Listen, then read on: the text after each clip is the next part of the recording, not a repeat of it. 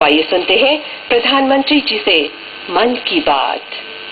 नमस्ते युवा दोस्तों, आज तो पूरा दिन भर शायद आपका मन क्रिकेट मैच में लगा होगा। एक तरफ परीक्षा की चिंता और दूसरी तरफ वर्ल्ड कप। हो सकता है आप छोटी बहन को कहते होंगे कि बीच बीच में आकर के स्कोर बता दे। कभी आपको ये भी लगता होगा यार चलो छोड़ो, कुछ दिन के बाद होली आ रही है, और फिर सर पे हाथ पटक के बैठे होंगे तो देखिए होली भी बेकार गई। क्यों? एग्जाम आ गई। होता है ना? बिल्कुल होता होगा, मैं जानता हूं। खैर दोस्तों, आपकी मुसीबत के समय मैं आपके साथ आया हूं। आपके लिए एक महत्वपूर्ण अवसर है, उस समय में आया हूं, और मैं आपको कोई उपदेश देने नहीं आया हूं। ऐसे ही हल्की फुल्की बातें करने आया हूं। बहुत पढ़ लिया ना, बहुत थक गए ना, और माँ डांटती है, पापा डांटते हैं, टीचर डांटते हैं, पता नहीं क्या क्या सुनना पड़ता है। टेलीफोन रख दो, टीवी बंद कर दो, कंप्यूटर पर बैठे रहते हो, छोड़ो सब कुछ, चलो पढ़ो, यही चलता है ना घर में। साल भर यही सुना होगा, 10वीं में हो या 12वीं में, और आप भी सोचते हो कि जल्द एग्जाम खत्म हो जाए तो अच्छा होगा। यही सोचते हो ना? मैं जानता हूं आपके मन की स्थिति को, और इसलिए मैं आपसे आज मन की बात करने आया हूं। वैसे ये विषय थोड़ा कठिन है। आज के विषय पर माँ बाप चाहते होंगे कि मैं उन बातों को करूं जो अपने बेटे को या बेटी को कह नहीं पाते हैं। आपके टीचर चाहते होंगे कि मैं वो बातें करूं ताकि उनके विद्यार्थी को वो सही बात पहुंच जाए, और विद्यार्थी चाहता होगा कि मैं कुछ ऐसी बातें करूं कि मेरे घर में जो प्रेशर है वो प्रेशर कम हो जाए। मैं नहीं जानता हूं मेरी बातें किसको कितनी काम आएगी, लेकिन मुझे संतोष होगा कि चलिए मेरे युवा दोस्तों के जीवन के महत्वपूर्ण पल पर मैं उनके बीच था, अपने मन की बातें उनके साथ गुनगुना रहा था। बस इतना सा ही मेरा इरादा है। और वैसे भी मुझे ये तो अधिकार नहीं है कि मैं आपको अच्छी एग्जाम कैसे जाए, पेपर कैसे लिखें, पेपर लिखने का तरीका क्या हो, ज्यादा से ज्यादा मार्क पाने के लिए कौन कौन सी तरकीबें होती हैं, क्योंकि मैं इसमें एक प्रकार से बहुत ही सामान्य स्तर का विद्यार्थी हूं।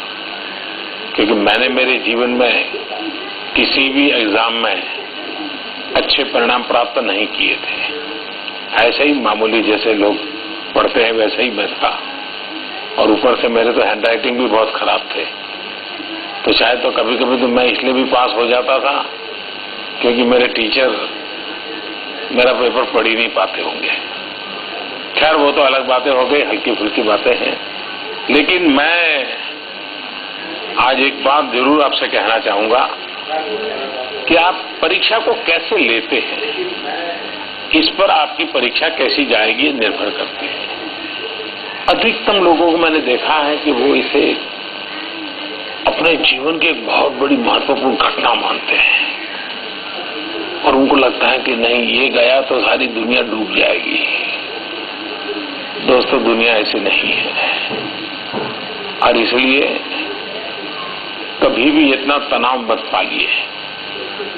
हाँ, अच्छा परिणाम लाने का इरादा होना चाहिए, पक्का इरादा होना चाहिए, हौसला भी बुलंद होना चाहिए, लेकिन परीक्षा बोझ नहीं होनी चाहिए, और न ही परीक्षा कोई आपके जीवन की कसौटी कर रही है, ऐसा सोचने की जरूरत नहीं है। कभी कभार ऐसा नहीं लगता है कि हम ही परीक्षा को एक बोझ बना देते हैं घर में, और बोझ बनाने का एक कारण जो होता है ये होता है कि हमारे जो रिश्तेदार हैं, हमारे जो यार दोस्त हैं, उनका बेटा या बेटी हमारे बेटे के बराबरी में पढ़ते हैं। अगर आपका बेटा 10वीं में है और आपके रिश्तेदारों का बेटा 10वीं में है, तो आपका मन हमेशा इस बात को कंपेयर करता रहता है कि मेरा बेटा उनसे आगे जाना चाहिए, आपके दोस्त से बेटे से आगे होना चाहिए। बस यही आपके मन में जो कीड़ा है ना, वो आपके बेटे पर प्रेशर पैदा करवा देता है। आपको लगता है कि मेरे अपनों के बीच में मेरे बेटे का नाम रोशन हो जाए, और बेटे का नाम तो ठीक है, आप खुद का नाम रोशन करना चाहते हैं।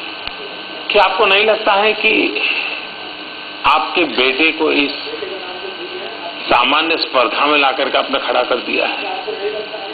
जिंदगी की एक बहुत बड़ी ऊंचाई, जीवन की बहुत बड़ी व्यापकता, क्या उसके साथ नहीं जोड़ सकते हैं? अड़ोस पड़ोस के यार दोस्तों के बच्चों की बराबरी वो कैसी करता है, और यही क्या आपका संतोष होगा क्या? आप सोचिए एक बार दिमाग में से, ये बराबरी के लोगों के साथ मुकाबला और उसी के कारण अपने ही बेटे की जिंदगी को छोटी बना देना, ये कितना उचित है? बच्चों से बातें करें तो भव्य सपनों की बातें करें, ऊंची उड़ान की बातें करें।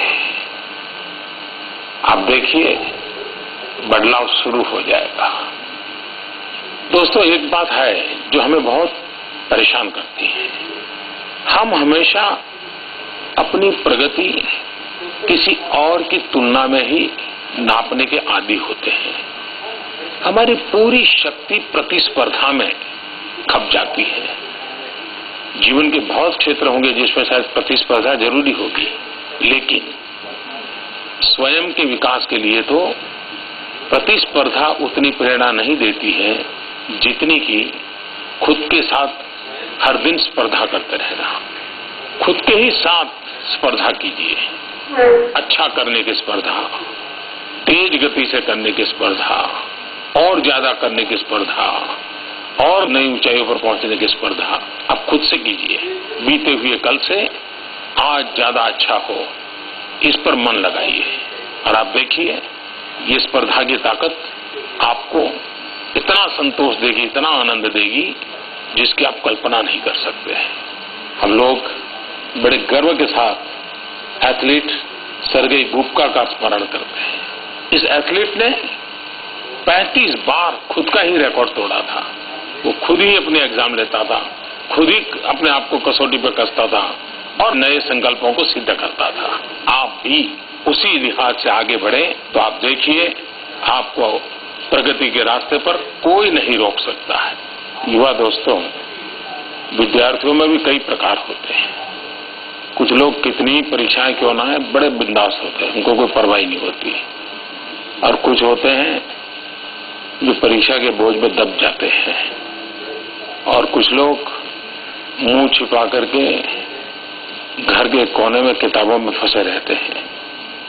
इन सब के बावजूद भी परीक्षा है, और परीक्षा में सफल होना भी बहुत आवश्यक है, और मैं भी चाहता हूं कि आप भी सफल हो। लेकिन कभी कभी आपने देखा होगा कि हम बाहरी कारण बहुत ढूंढते हैं। ये बाहरी कारण हम तब ढूंढते हैं जब खुद ही कंफ्यूज हो, खुद पर भरोसा न हो। जैसे जीवन में पहली बार परीक्षा दे रहे हो, घर में कोई टीवी जोर से चालू कर देगा और आवाज आएगी तो भी हम चिड़चिड़ापन करते होंगे। माँ खाने पर बुलाती होगी तो भी चिड़चिड़ापन करते होंगे।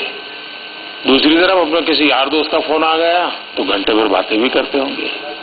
आपको नहीं लगता है कि आप स्वयं अपने विषय में ही कंफ्यूज हैं? दोस्तों, खुद को पहचानना बहुत जरूरी होता है। आप एक काम कीजिए, बहुत दूर का देखने की जरूरत नहीं है।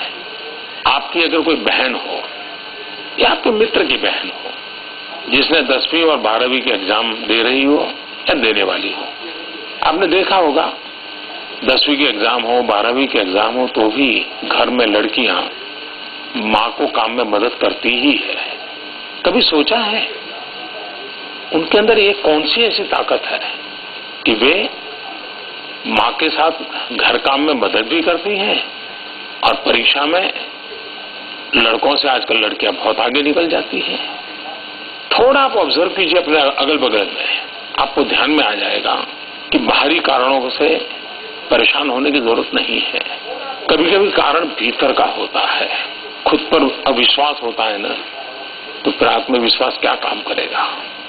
और इसलिए मैं हमेशा कहता हूं, जैसे जैसे आत्मविश्वास का अभाव होता है वैसे वैसे अंधविश्वास का प्रभाव बढ़ जाता है।